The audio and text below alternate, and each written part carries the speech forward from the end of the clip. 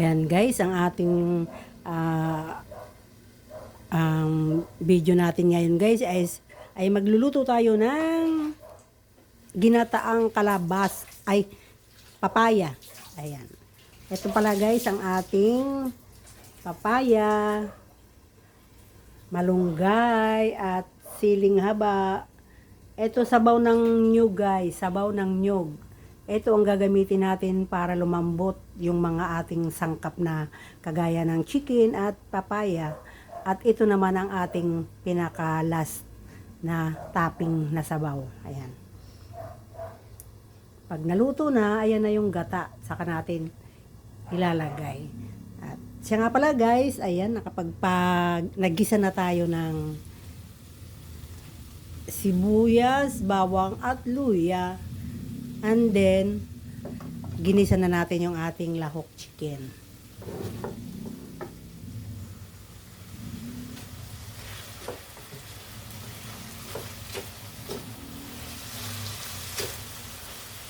Short video ko sana guys, kaya hindi nyo nakita kung paano ko ginisa yung umpisa pa lang ng sibuyas, bawang at luya. Hindi nyo na nakita dahil naka short video, and then nagbago isip ko, long video na lang tayo.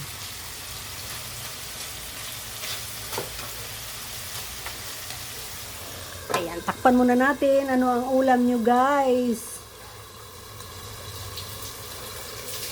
Gulay-gulay muna.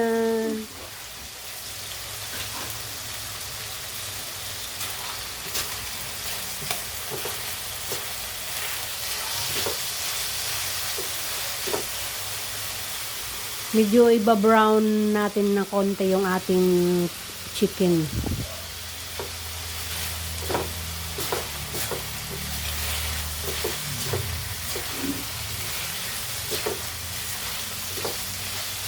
Mas maganda pa rin guys yung ganito. Pag nagbi-video yung natural na voice, hindi yung voice over.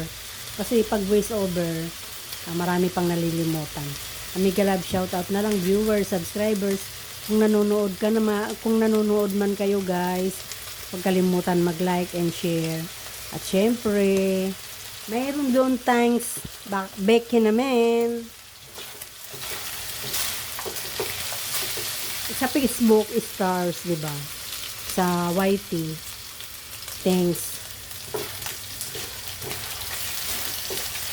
Sa mga big channel naman dyan, pakisupport naman ang mga katulad kong small channel.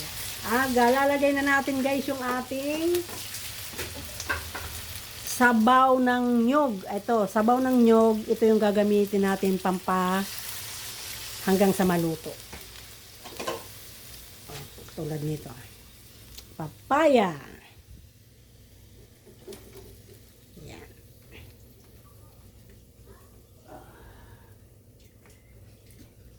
Tapos, ilalagay na rin natin ang ating sili. Haba. Ayan. Diba? Tapos, tatakpan natin siya. Tatakpan natin siya guys. Mamaya na natin lagyan ng mga ingredients. Okay. And guys,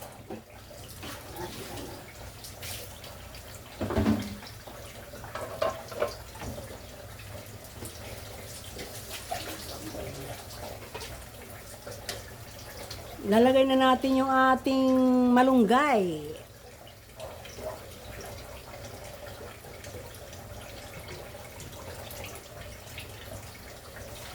Simpleng gulay, pero punong-puno ng sustansya. Siyempre, lalagyan natin ang ating ricados. Ayan, ginisa mix. Wala po tayong pinapatalastas.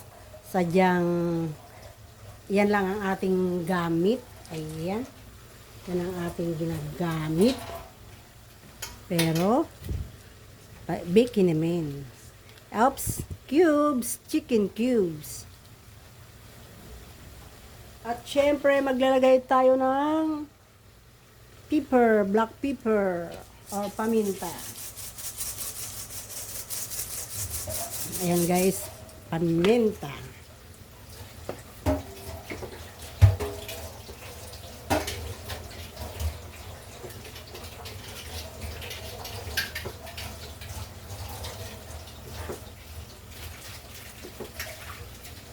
Lalagay tayo guys ng konting asin.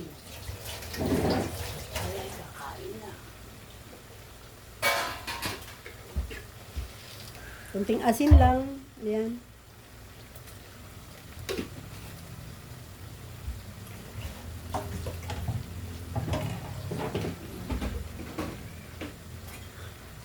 Hindi tayo magamit ng patis. Pero hindi talaga ako nagpapatis. Pero mas maganda yan sa asin. Maganda yung pag nilagang baka. Taba. Sausawan sa lagang baboy. Tata. Ayan guys, nakita nyo, tuyo ay patuyo na siya. Pinaluto natin siya sa sabaw ng nyog. Ayan, sabaw ng nyog yung ating ginamit para lumambot yung ating chicken at papaya or anong gulay pa man dyan. Ayan. Tapos guys, ilalagay na natin ngayon ang ating gata. At sabi ng mga eksperto, pag nilagay daw guys yung gata, wag na munang haluin.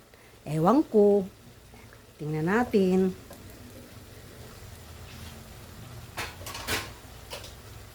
Ayan guys, ilalagay na natin yung ating pangunahing sangkap para lumasa ang ating niluluto. Ginataang papaya sa chicken na may luya at malunggay. Ayan. Okay, ilalagay na natin.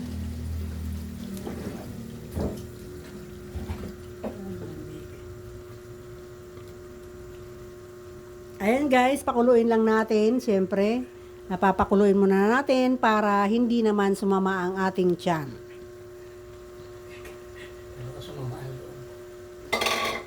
Ayan guys, pakuluin muna natin guys. Sabi wag daw haluin para andun daw yung lasa. Tingnan nga natin. Ayan, mega love shoutout ulit sa mga viewers, subscribers. Ayan. Bake namin, pakishare ang ating ulam. Today is June 29, 2026, araw ng Lunes.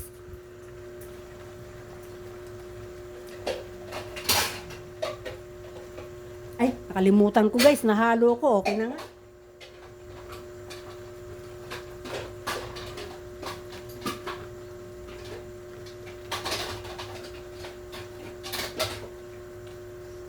Mas masarap daw yung luto pag sinasamahan mo ng happy.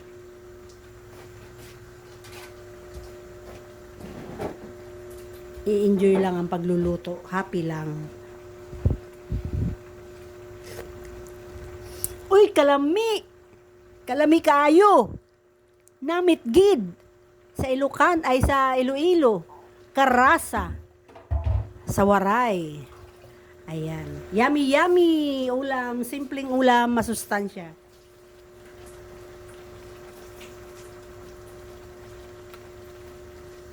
Hindi na natin to guys masyadong pakuluin ay patuyuin kasi mas masarap yung may kunting sabaw. Pero ang gusto ko, tuyo. Yung pumupulupot yung katas doon sa ating gulay. Pero, itong aking partner ay gusto may sabaw. Okay guys, tama na to. Ayan guys, luto na ang ating ulam. Okay. Oh, lalagay. Ay, natuluan na. Ito na. Thank you for watching guys. Ginataang